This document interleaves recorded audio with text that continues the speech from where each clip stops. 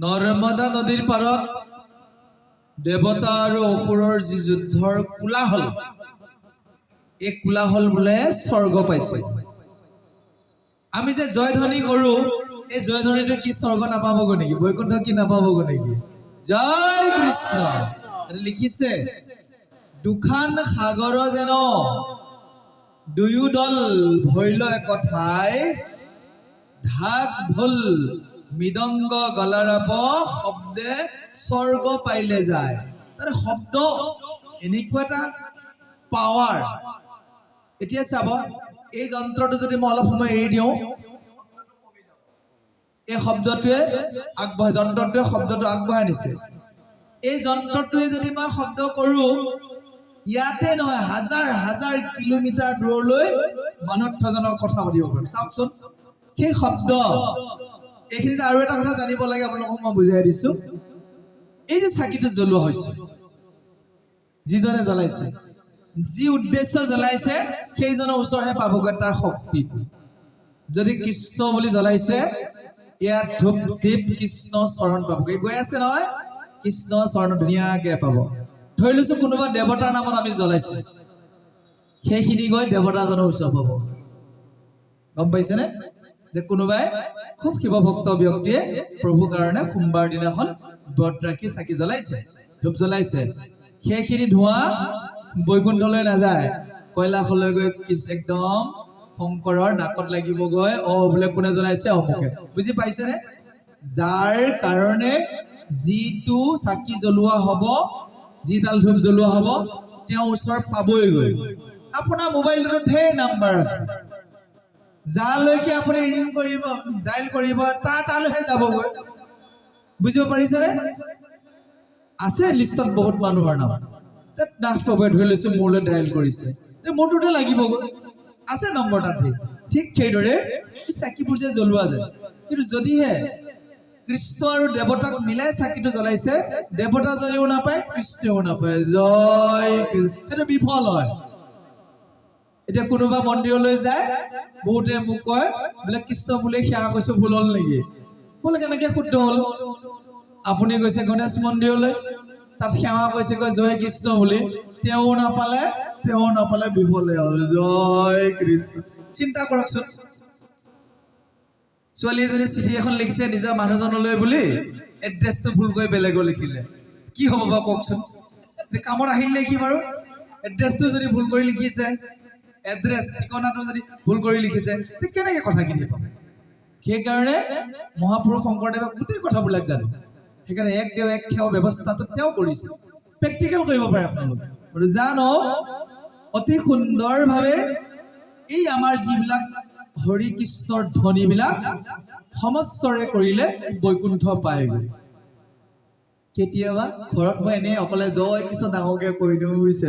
জয় কৃষ্ণ। সিদিনাখন মোৰ আৰু এটা খুব অনুভৱ ধুনীয়া। কেলকাতাত থাকে আইগৰাকী, দেউতাকৰ ঘৰত ভাগৱত পাতিছিল। গোটেই নিশাটো ভাগৱত গাব লাগিলে কাৰণে মোৰ অসুবিধাও লাগিছে। বেয়া লগা নাই, অসুবিধা লাগিছে, কাৰণ ইমান সময় একেলগে কৰাটো বহুত সমস্যা।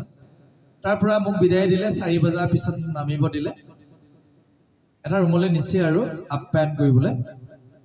মাক দেউতাকৰ ঘৰত ভাগৱত পাতিবৰ কাৰণে কেলকাতাৰ পৰা আহিছে, ফৌজত থাকে। ৰুমটো দুইটাই সোমাই আছে, স্বামী আৰু স্ত্ৰী। মই যে সেইখিনি সময়ত যাম সোমাই, তেওঁলোকে নাজানে। দুইটাই যুদ্ধ লাগি আছে। কি যুদ্ধ লাগিছে? জয় কৃষ্ণ কোনে ডাঙৰকে ক'ব পাৰে? জয় কৃষ্ণ। ময়োতো হবক থলো গৈ, নৱ দম্পতী। দেউতাকে সিফালেদি যাব দিছে, মই কৈছো ৰুটি খাবলৈ সিফালেদি। সেই ৰুমটো পাৰ হৈ যাওঁতে স্বামী আৰু স্ত্ৰী দুইজনকে পাইছো, সংযত অৱস্থাতে পাইছো, কিন্তু হাত দাঙি এনেকে কিবা কৰি আছে। ময়ো অপ্ৰস্তুত, সোধা নাই, কৈছো প্ৰভু আমাৰ দুইজনে কোনে ডাঙৰকে জয় কৃষ্ণ ক'ব পাৰে সেইটোহে বোলে প্ৰেক্টিচ কৰিছো। জয় কৃষ্ণ।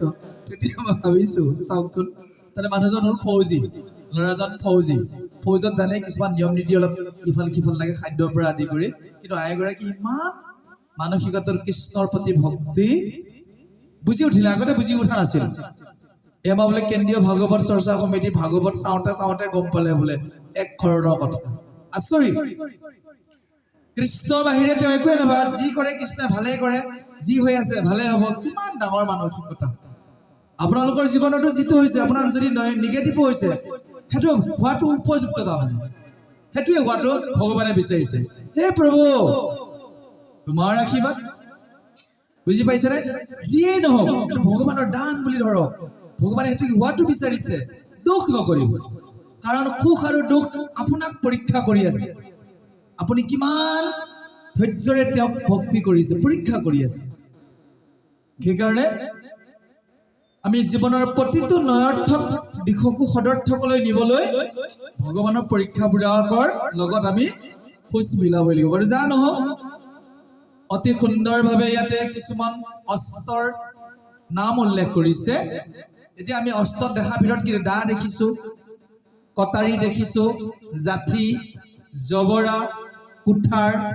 তৰোৱাল এইবিলাক অস্ত্ৰ ইয়াতো লিখিছে ফুল 32 খৰ্গৰ মুখল মুদ্গৰ হতগ্নি ভূখণ্ডী পৰশু তুমৰ এইবিলাক হৈছে সেই সময়ৰ যুঁজাৰু বিলাকে ব্যৱহাৰ কৰা অস্ত্ৰ আৰু এই অস্ত্ৰবিলাকৰ নাম এই কাৰণে ভাগৱতত দিয়া আছে কৃষ্ণৰ মুখৰ বচন যে এইবিলাকৰ শব্দৰ ধ্বনি কাণত সোমালেও আপুনি যিটো জমা কৰা বাচন আছে তাত এনেও সোমাবগৈ জয় কৃষ্ণ এটাই ভাবিব আপোনাক ডাঙৰকৈ দিছে বাচন দুদিন এদিন ভাগৱত শুনি এইটো ভৰ্তি নহয় কিন্তু বুজিব পাৰিছে সেইটো সিদিনাখন ভৰ্তি হ'ব যিদিনাখন আপুনি এক খৰণ হৈ গ'ল এক নম্বৰ যিদিনাখন কৃষ্ণ কথাই আপোনাক ভাল লাগে বেলেগ ভাল নালাগে এতিয়া বিভিন্নজনৰ ঘৰলৈ যাওঁ কোনোৱে কয় যে কৃষ্ণ কথা বাহিৰে বেলেগ ভালে নালাগে আৰু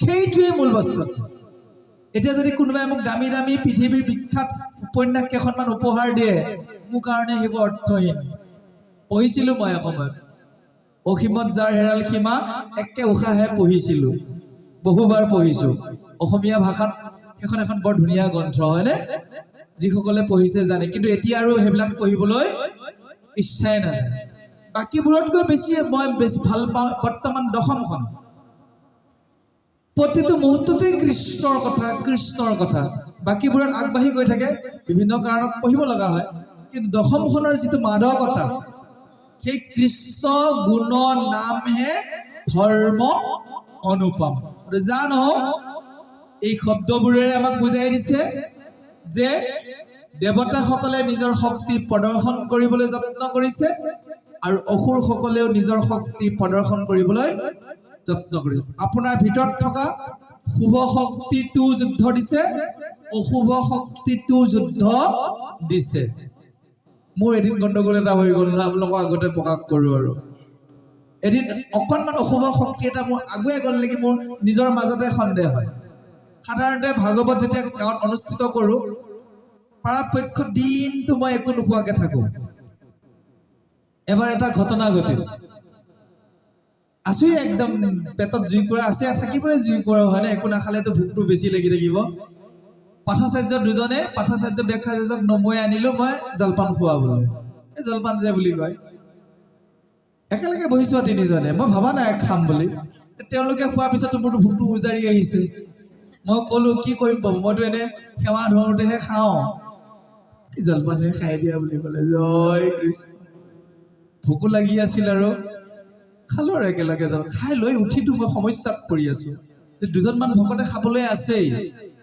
আমাৰ জোৰে জোৰে বহি থাকে নহয় 3 যোৰ 4 যোৰ থাকে যেতিয়া ইজনক আদায়ত্বটো মোৰ আছিল এনে পাকঘৰলৈ যোৱা নাছিলোঁ মোৰ সমস্যা নাছিল গ'লো পাকঘৰলৈ তেওঁলোক বহি আছে সন্মুখত জলপান লৈ মোৰতো পেটটো উজাৰ আহিলে ভোকটো তেতিয়া প্ৰকাশ কৰিলোঁ বা ভকতকেইজনক কি কৰা যায় খোৱা দে জলপানহে আৰু খাই উঠাৰ পিছত আজিও মই চিন্তাত পৰি আছোঁ ভালেই কৰিলোঁ নে বেয়াই কৰিলোঁ জয় কৃষ্ণ সেইখিনি সময়ৰ যিটো চিন্তা সেইকাৰণে আচলতে যিটো বস্তু ল'ব নালাগে তাৰ পৰা দূৰত থকা অতি উচিত চকুযোৰ কাম কি দৰ্শন ইও ইন্দ্ৰিয় জলপান কেইটা নেদেখালৈকে ভোকটো মোৰ কমি আছিল যি মুহূৰ্তত দেখা পালোঁ পেটৰ জুই কৰা আগুৱাই গ'ল জয় কৃষ্ণ উপায় নাপায় বাগিন্দ্ৰিয়ে প্ৰকাশ কৰি দিছোঁ ভোক হ'লে লাগি আছে যেতিয়া তেওঁলোকে ক'লে অলপ এতিয়া খাই দিয়া এইটো আহি গ'ল নহয় বুজিব পাৰিছেনে? এই ইন্দ্ৰিয়বোৰক আমি আঁতৰাই ৰাখিবলৈ হ'লে সেই বস্তুটোৰ পৰা আমি আঁতৰত থাকিব লাগিব। সেইটো এটা উদাহৰণহে দিছোঁ। আমাৰ জীৱনত আপুনি চাওক, কিছুমান বস্তুৱে আপোনাৰ জীৱনত অপকাৰ কৰি আছে। তাৰ পৰা আপুনি আঁতৰত থাকিবলৈ মাজে মাজে উপবাস কৰাটো খুব জৰুৰী। উপবাস কি উপবাস? কোনো কাৰণতে অন্য খাদ্য গ্ৰহণ নকৰোঁ, সেইটো উপবাস। উপবাস এনেকুৱা নহয় যে অকল মূল খাদ্যকেইটা এৰিছোঁ বাকীবোৰ খাই থাকিম। উপবাস উপবাসেই, একো গ্ৰহণ নকৰে। এইটো অভ্যাসে বেয়া চৰিত্ৰবোৰ এৰাত সহায় কৰে। তাৰ পৰিপূৰক ল'ব নালাগে। যা নহওক, এই ভয়ংকৰ যুদ্ধখনৰ পৰিণামটো আমি গমেই পাইছোঁ। তাৰ মাজতেও দৈত্য আৰু অসুৰৰ নিজা যি শক্তি প্ৰদৰ্শন যুগে যুগে ই কৰি আহিছে, কৰি থাকিব। আমাৰ ভিতৰত থকা আসুৰিক শক্তিও নিজৰ শক্তি প্ৰদৰ্শন কৰিবলৈ কেতিয়াবা সুবিধা বিচাৰি থাকে। তাক যিদৰে দেৱতাসকলে বৃত্তাসুৰক বধ কৰি স্বৰ্গত শান্তিৰ ৰাজ্য স্থাপন কৰিছিল, মাৰি আছে অস্ত্ৰ অসুৰে। ভগৱানৰ নাম লৈ আছো যে অস্ত্ৰ একেবাৰে তেওঁলোকক গাত কিন্তু হানিব পৰা নাই, দূৰতে চিটিকি আছে। কৈছে মাধৱক স্মৰি পাছে ধনু ধৰি দাঁতি, দানৱৰ সৰজাক খনেকতে পেলাইলেক কাটি। যেতিয়া অস্ত্ৰবোৰ গৈ আছে, সিফালৰ পৰা ধনুৰে কাৰ মাৰি দিছে, অস্ত্ৰবিলাক খণ্ড খণ্ড হৈ গৈছে। অৰ্থাৎ ভগৱান যাৰ লগত সহায় থাকে, বিপদ আহিবই। পৃথিৱীৰ আটাইতকৈ ডাঙৰ বিপদ কোনটো জানে? হৰি ভক্তি নকৰাসকল যে যমলোকলৈ যে, সেইটোহে ডাঙৰ বিপদ। বাকী বিপদ একো নাই। এইবিলাকতো পৃথিৱীখনটো দুখৰ আলয়। পৃথিৱী শব্দটোৰ অৰ্থই সুখ আৰু দুখৰ সমষ্টি। পৃথিৱীত অহাজনে সুখ যিদৰে ভোগ কৰিব, দুখ ভোগ কৰিবই লাগিব। এইটো কষ্টই। আপুনি মই পাহৰিলো এতিয়া মাৰ গৰ্ভৰ পৰা যিদিনাখন ভূমিষ্ঠ হৈছো, কিমান কষ্ট পাইছিলো, সেইখিনি সময়ত আমি গম পাইছিলো। এতিয়া আমি এইবিলাক পাহৰি গলো। এই পৃথিৱীতো কতই ল'ৰা ছোৱালীক লৈ কষ্ট পাইছে, কতই সুখ পাইছে। কাৰোবাৰ ল'ৰা ছোৱালী নাই কাৰণে সি এটা দুখ, কাৰোবাৰ আছে ল'ৰাটোৱে যি কাণ্ড কৰি থাকে, থাকাজনৰ আকৌ দুখ থাকিবই। দুটাৰ সুখ আৰু দুখ দুইটাকে সমানভাৱে লৈ ভগৱানৰ নাম লৈ আগবাঢ়ি যাব পৰাটো হৈছে শ্ৰেষ্ঠ মানৱ। ইয়াতে কৈছে যে প্ৰভু ভগৱন্তৰ বৰ আছে, লগত সহায় আছে, দেৱতাসকল আগবাঢ়ি গৈ আছে। এতিয়া আপোনালোকৰ গাত কাৰ কৃপা আছে? ভগৱান কৃষ্ণৰ কৃপা আছে। আছে কাৰণেতো ইমান ধুনীয়া সময়কণ আপোনালোকে ক'ত দিছে? ভাগৱতত দিছে। বেলেগতো দিব পাৰিলেহেঁতেন। দেওবাৰটো পৰিল যে 6টা বজাৰ পৰা 8টা বজালৈ অকণমান যাওঁ কৃষ্ণ কথা শুনো। তাৰমানে ইতিমধ্যে ভগৱানে আপোনালোকক চুম্বকে যিদৰে লো আকৰ্ষণ কৰে, আপোনালোকক টানি আছে, ইয়ালৈকে টানি আছে। ভাগৱতখন পাৱাৰ আছে। জানো ইয়াতে লিখিছে, অস্ত্ৰ শস্ত্ৰবোৰ যেতিয়া ছিন্ন বিচ্ছিন্ন কৰি দিলে, তেতিয়া তেওঁলোকে কি কৰিছে? গিৰি শৃংগবোৰ, পৰ্বতৰ পৰা গিৰি শৃংগবোৰ লৈ গছ গছনিবোৰ দলিওৱা আৰম্ভ কৰিছে। অস্ত্ৰ শস্ত্ৰ অসুৰবিলাকৰ শেষ হৈ গৈছে। ইয়াৰ আগত ওলটা হৈ আছে। দেৱতাই অস্ত্ৰ মাৰিলে চব বৃত্তাসুৰে খাই পেলাইছে। এইবাৰ কিন্তু ভগৱানৰ কৃপাত আহিছে, অলপ ওলটা হৈছে। এতিয়াও আজিৰ পৰা 10 বছৰ আগত আপোনালোকে ভগৱানৰ কৃপা পাইছে, তেতিয়া পোৱা আৰু এতিয়া পোৱাৰ মাজত কিন্তু পাৰ্থক্য আছে। সৰুতেও মই ঈশ্বৰৰ নাম লৈছো, ভক্তি কৰিছো, কিন্তু তেতিয়া মোৰ খাদ্যবোৰ ইমান বিশৃংখল আছিল, সেয়া ভগৱানৰ কৃপা পৰিছিল বুলি মই ভবা নাই। আৰু এতিয়াও ঈশ্বৰৰ নাম চলি আছে, গুণানুকীৰ্তনে চলি আছে, কিন্তু তাৰ বেকগ্ৰাউণ্ডত মোৰ যিটো খাদ্য অভ্যাস গঢ়ি তুলিছে, মনৰ মাজত যিটো মানসিকতা গঢ়ি উঠিছে, সি কিন্তু সুকীয়া। সেইখিনি আপোনালোকৰ জীৱনলৈ আমন্ত্ৰণ কৰক। আছেই আপোনালোক, তাক উজ্জীৱিত কৰক যে মোৰ ভাল গুণ আছে। সদায় শুই উঠোতে আপুনি বিচনাতে ভাবিব, মইতো বহুত ভাল গুণ আছে। মই ঈশ্বৰৰ ভক্তি কৰোঁ, মই ভাগৱত শুনো, গোসাঁই ঘৰত মই মচিছো, প্ৰাৰ্থনা কৰিছো, মোৰ ভাল গুণ আছে। দুই এটা মোৰ বেয়া গুণ আছে, অকণমানতে খং উঠে, টিঙিচকে কিবা এটা কৈ দিছো আইগৰাকীক, এইবোৰ মই এৰিম। আপুনি নিজকে ভাবক। আপোনালোকে ভাবেনে নাভাবে নাজানো, মই কিন্তু ভাবোঁ মোৰ যেতিয়াই নিগেটিভ আহে মই তেতিয়াই ভাবোঁ এইটো মই কিয় কৰিছোঁ, এইটো মই কৰিব নালাগে। তেনেকৈ মই তাক সংশোধন কৰিছোঁ আৰু দেখাই দিয়া ব্যক্তি হ'লেতো মই আৰু ভাল পাওঁ। কোনোবা এজন ব্যক্তিয়ে যদি কয় এই দেখা বাপ অমুকটো অমুক, মই কিন্তু মানুহজনক চাব্বাছ দি আহোঁ। সেইটো মই চক্ৰেটিছৰ পৰা শিকিছিলোঁ। কোনোবাই যদি তোমাৰ বেয়া গুণটো আঙুলিয়াই দিছে জানিবা সেইজন তোমাৰ প্ৰকৃত বন্ধু, কাৰণ আপুনি বেয়া হোৱাটো নিবিচাৰে। জয় কৃষ্ণ। বুজিব পাৰিছেনে? আমাৰ আকৌ সি বৰ জানে একেবাৰে, সেইটো নিগেটিভ। এতিয়া যদি আমাৰ বাপজনে যদি কয় দেখা বাপ এইটো কথা অমুকটো অকণমান ইটো সিটো হৈছে, মই এইকাৰণেই ভাল পাওঁ কাৰণ তেওঁ মোক খুব ভাল পায়। মোৰ যাতে নামত চেকা নালাগক, মোৰ যাতে আগুৱাই যোৱাত সহায়ক, সেইকাৰণে ভাল পাই কৰিছে। অৰ্থাৎ সেইজন ব্যক্তিয়ে তোমাক দুখ আঙুলিয়াই দিব যিজন ব্যক্তিয়ে আপোনাক বেছি ভাল পায়। সেইটো ক'ৰ পৰা শিকিছোঁ? ডাঙৰ ডাঙৰ মনীষীৰ পৰা শিকিছোঁ। মই আপোনালোকক এই সুযোগতে কিয় জনাইছোঁ যে আমি মানুহ ভুল আৰু শুদ্ধৰ সমষ্টি, কোনেও ক'ব নোৱাৰো আমি প্ৰত্যেকে সম্পূৰ্ণ শুদ্ধ বুলি। সিদিনাখনে ক'ব পাৰিম যে আপোনাৰ মৃত্যুৰ দিনাখন আপুনি কৃষ্ণ নাম লৈ গ'ল, জয় কৃষ্ণ বুলি কৈছিল, সিদিনাখন কিন্তু সঁচাকে কৈছোঁ যে ইয়াৰ আগতে আজি কিছুদিনৰ আগত মোৰ ভাইটি এজন ঢুকাইছে, মোতকৈ সৰু, GMC ICUত সোমোৱাৰ আগত জয় কৃষ্ণ 3বাৰ জোৰ জোৰকে কৈছে। তাৰপিছত আৰু তেওঁৰ লগত কানেকশ্যন হোৱা নাই। এই ঘৈণীয়েকৰ পৰা বন্ধুৰ পৰা বিচ্ছেদ হৈ ICUত সোমাই ICUৰ পৰা মৃতদেহটো ওলাই আহিছে। যোৱাৰ আগত জয় কৃষ্ণ 3বাৰ কৈছে তেওঁ, কিন্তু তেওঁ ভাগৱতলৈ অহা নাছিল, ভাগৱত ঘৰৰ পৰা শুনি আছিল। তেওঁ ভকত হৈ মানে শৰণ ভজনলৈ ভাগৱতলৈ অহা নাই, কিন্তু সদায় জয় কৃষ্ণ নামটো তেওঁৰ লগতে থাকে। আইগৰাকী খুব ভক্তা আছিল। আৰু যা নহওক এই যে জীৱনৰ অন্তিম সময়ত আপুনি জয় কৃষ্ণ বুলি বৈকুণ্ঠত গৈছে, সেইটোৱে আটাইতকৈ ডাঙৰ কথা। সেইখিনি কাৰণে আমি আমাৰ পৃথিৱীৰ জীৱন যাত্ৰাটো কিন্তু সুন্দৰ কৰি ল'ব লাগিব। যদি কাৰোবাক ডমিনেট কৰিছোঁ, কাৰোবাক অপকাৰ কৰিছোঁ, সেই বেয়া গুণবিলাকে আমাক বিস্মৃতি কৰাব। বুজি পাইছে? মাজতে এজন ডাঙৰ ব্যক্তি ঢুকাইছে, তেওঁ ঈশ্বৰৰ নামলৈ যাব পৰা নাই। লগত থকা মানুহে মোক কৈ আছে যে ডেকা বাপ কি হ'ল, তেওঁতো গোটেই জীৱন ঈশ্বৰৰ কাম কৰিছিল, কিন্তু তেওঁ যিটো মৃত্যু তেওঁচোন গমেই নাপালে। 4 দিন 5 দিন চেঞ্চলেছ হৈ থাকিল, মাত বোলে দিব নোৱাৰিল, কৃষ্ণ কথা ক'লেও শুনা নাপায়, কি হ'ল? মই ৰ'ব, তেওঁ যিটো পদত আছে ভালেই, তেওঁ কৰাখিনি ভালেই ভাবিছিলোঁ, কিন্তু ভিতৰখনতো আমি দেখা নাই। কৰ্মৰ লগতহে এইটো সংযোগ হৈ থাকিব। সেইকাৰণে নিৰন্তৰ অভ্যাস, উচ্চাৰণৰ অভ্যাস, ভাল চিন্তাৰ অভ্যাস, পজিটিভবিলাকেহে পজিটিভ দিব। পজিটিভ নাথাকিলে নিগেটিভে কেতিয়াও পজিটিভ দিব। সেইকাৰণে যোগাত্মক চিন্তা, শুই উঠিয়ে সদায় ভাবিব মই আজি ভাল কাম এটা কৰিমেই।